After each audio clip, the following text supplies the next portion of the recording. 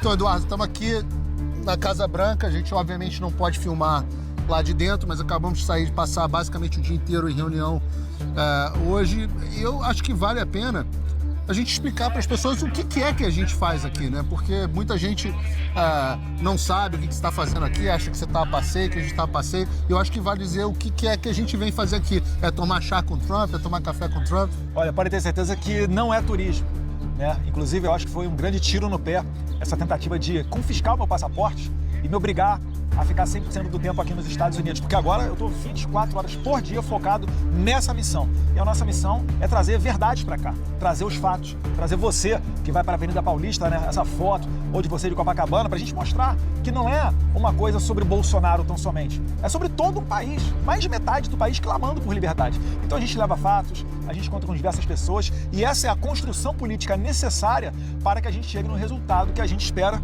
né, que é realmente botar um freio nas pessoas que há muito tempo estão rasgando a Constituição e não tem qualquer tipo de limite, né? Responsabilizar. Eu acho que muitas vezes as pessoas ficam perguntando, mas cadê? Vocês se reúnem aí, mas e aí, cadê as sanções? Só ouço falar, não sei o quê. Então é importante que as pessoas entendam que aqui é um processo sério, né? Hoje a gente trouxe aqui um calhamaço desse tamanho, com as decisões do Alexandre todas traduzidas de forma juramentadas, a explicação, a jurisprudência para as medidas que são tomadas, quais foram os indivíduos que tiveram seus direitos violados, de que forma. Então é um processo. E a Casa Branca não é a casa da Mãe Joana, não é? A gente não toca a campainha ali, Trampão, sanciona aí o Xandão pra gente. É um processo, então você tem que conversar com o Conselho de Segurança Nacional, você tem que conversar com o DPC, né, Domestic Policy Council, você tem que conversar com o Departamento de Estado, você tem que conversar com o Departamento de Tesouro, você tem que conversar com gente o White House Counsel's Office, né, como uma espécie de advocacia da Casa Branca. Você tem que conversar com cada um dos agentes aqui para tentar explicar a eles o que está acontecendo. E eu acho que você pode dizer o que as pessoas, quando a gente conta o que está acontecendo no Brasil, o que elas encontram. O que elas acham? De fato, é difícil você traçar um paralelo com os Estados Unidos. Eu tenho que aqui render as homenagens ao Paulo Figueiredo, que ele é muito mais entendido de legislação americana do que eu, então ele consegue trazer essa ideia melhor para apresentar para eles. Algumas pessoas até já têm uma certa noção do que está acontecendo, outros ficam totalmente surpresos, porque eles vêm com algumas soluções que seriam jurídicas numa democracia normal, mas quando eles falam, a gente fala, já tentamos isso, ou isso não consegue no Brasil por conta dessa ação de alguns tiranos lá. Então, esse esclarecimento ele é vital para eles entenderem e chegarem à conclusão de que realmente não tem outra saída senão sancionar para colocar um freio nesse tipo de gente. Eu estou falando aqui de sancionar pessoas, não de sancionar o país. O nosso objetivo aqui não é aumentar as tarifas comerciais para que produtos sejam encarecidos no Brasil. Isso, inclusive, é uma política socialista. Hoje a gente estava aqui na Casa Branca, enquanto nós estávamos tendo reunião, o Trump estava anunciando tarifas para o Brasil e a gente estava discutindo quanto que seria benéfico se o Brasil tivesse uma boa relação, como tinha na época do governo do seu pai, como isso poderia ter sido evitado, como aliás seu pai evitou no caso do aço. No caso do aço, né, o Trump, no primeiro mandato dele, acabou colocando tarifas no aço que vinha do mundo inteiro para os Estados Unidos, exceto o Brasil. Porque o presidente Bolsonaro fez interlocução, abriu um diálogo e conseguiu conversar com o presidente Trump, coisa que não ocorre hoje, porque o Lula ele tem sido visceral contra o Trump. O Trump fala uma coisa, o Lula vai a público para falar outra. Além do mais, todas as políticas aqui da administração Trump, ele faz questão de se colocar do lado oposto. Pode citar vários exemplos. Eu começo falando aqui do fim do padrão dólar, acabar com o uso do dólar americano nas transações internacionais. Mas tem vários outros.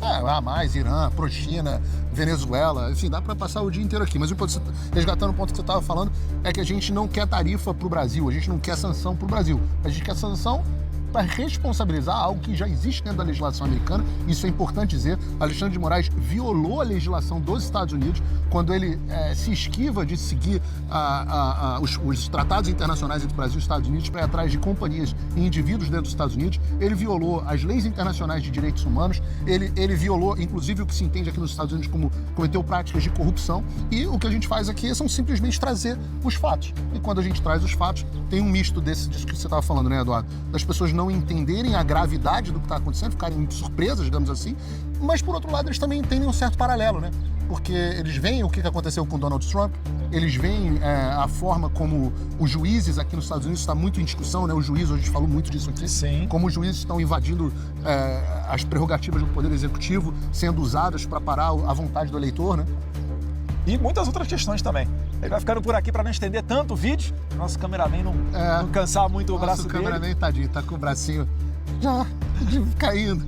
Mas pode ter certeza que a gente segue aqui trabalhando, pensando no melhor para o povo brasileiro. Aqui ninguém está turistando ou passeando não, tá? Vão ter muitas outras vindas ainda, pessoal. Saibam que esse é um processo, a gente tem que ter a expectativa no lugar. A gente está tratando de várias coisas diferentes. Tem visto, cassação de visto para vários indivíduos, um processo que talvez saia primeiro. Tem o processo das sanções financeiras específicas na figura do Alexandre, mas com sanções secundárias para outras pessoas, talvez certos procuradores, talvez certos, talvez sobe até para político.